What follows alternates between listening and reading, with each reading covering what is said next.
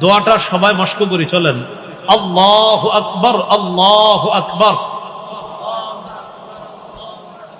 লা ইলাহা ইল্লাল্লাহু ওয়াল্লাহু আকবার, আল্লাহু আকবার, লা ইলাহা ইল্লাল্লাহু ওয়াল্লাহু আকবার, আল্লাহু আকবার। পড়ি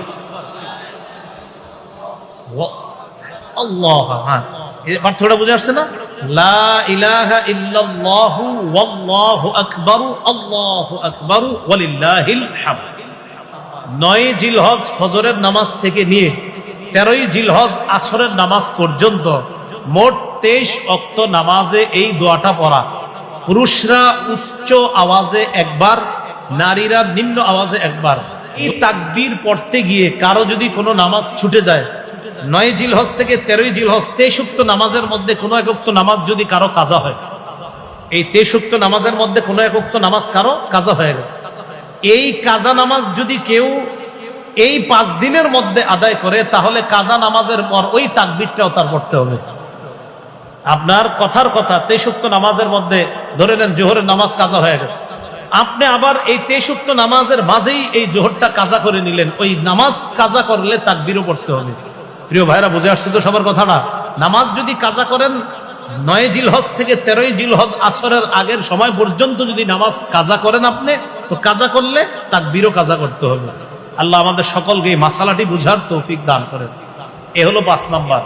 6 নাম্বার করণীয়, এই মাসে গুনাহ থেকে পরিত্রাণ, একদম নিজেদেরকে পুত পবিত্র রেখে আমরা কোরবানির জন্য প্রস্তুতি নেওয়া। আর বিশেষ করে আরেকটা আমল আছে, হজ করা। তো কোরবানির জন্য প্রস্তুতি নেওয়ার আগে এই মাসে প্রথম কথা হলো গুনাহ থেকে একদম মুক্ত হওয়া, সাফ করা। কলব থেকে গুনাহ বের করতে হবে। কেন? কলবের মধ্যে তাকওয়া আনতে হবে। আল্লাহ পাক রব্বুল আলামিন বলেন, লা ইয়ানালাল্লাহু লুহুমুহা ওয়ালা দিমাউহা ওয়ালাকিন ইয়ানালুহুত তাকওয়া। আল্লাহ পাক রব্বুল আলামিন বলেন, লা ইয়ানালাল্লাহু লুহুমুহা, আল্লাহর কাছে কোরবানির পশুর গোশত পৌঁছে না, ওয়ালা দিমাউহা, রক্ত পৌঁছে না, ওয়ালাকিন ইয়ানালুহুত তাকওয়া মিনকুম, তোমাদের তাকওয়া আল্লাহর কাছে পৌঁছে। তাহলে বলেন তো, রক্ত গোশত পৌঁছে না, পৌঁছে কি? তাকওয়া। তাকওয়ার জায়গা হলো কলব। বলেন, তাকওয়ার জায়গা কি? কলব। ক্বালা রাসূলুল্লাহ সাল্লাল্লাহু আলাইহি ওয়াসাল্লাম, আত-তাকওয়া হাহুনা, আত-তাকওয়া হাহুনা, ইউশিরু ইলা সাদরিহি সালাসা মাররাত। নবী নিজের বুকের দিকে ইঙ্গিত করে বললেন, তাকওয়া এখানে, তাকওয়া এখানে, তাকওয়া এখানে। মানে তাকওয়া কলবের মধ্যে থাকে। আর কলব কোথায় থাকে? কলব বুকের একদম ঠিক বাম পাশে থাকে। আল্লাহ পাক রব্বুল আলামিন বলেন, ফাইন্নাহা লা তা'মাল আবসার ওয়ালাকিন তা'মাল কুলুবুল্লাতী ফিস সুদূর। বস্তুতপক্ষে চোখ অন্ধ হয় না, বক্ষস্থিত হৃদয় অন্ধ হয়। তাহলে কলব থাকে কোথায়? বক্ষে। বুকের মধ্যে কলব, কলবের মধ্যে তাকওয়া। বলেন তো ভাই, তাকওয়ার জায়গা কলব, কলবের জায়গা বুক। কলবের জায়গা কি? বুক, অন্য কোথাও না। কলবের জায়গা হলো বুক। বুকে থাকে কলব, কলবে থাকে তাকওয়া। আর এই তাকওয়া আল্লাহর কাছে পৌঁছে। বলছিলাম গুনাহ ছেড়ে দেওয়া, অন্তরকে পুত পবিত্র করার চেষ্টা করা। সূরা আনআমের 120 নম্বর আয়াতে আল্লাহ বলেন, ওয়াদারু যাহিরাল ইসমি ওয়া বাতিনা, প্রকাশ্য গুনাহ ছেড়ে দাও, গোপন গুনাহ ছেড়ে দাও।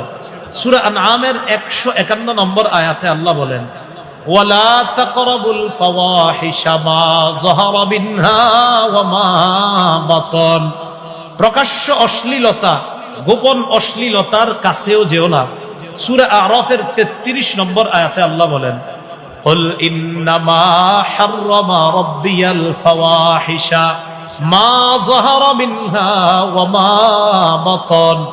নবী আপনি বলেন, আমার রব হারাম করেছেন প্রকাশ্য যত অশ্লীলতা, গোপন যত অশ্লীলতা, সব আমার রব হারাম করেছেন। সূরা নিসার 131 নম্বর আয়াতে আল্লাহ বলেন, ইন তাজতানিবু কাবাইরা মা তুনহাউনা আন, তোমরা যদি কবিরা গুনাহ থেকে বাঁচো, নুকাফির আনকুম সাইয়্যাতিকুম, আমি তোমাদের সগীরা গুনাহগুলা মাফ করে দিব।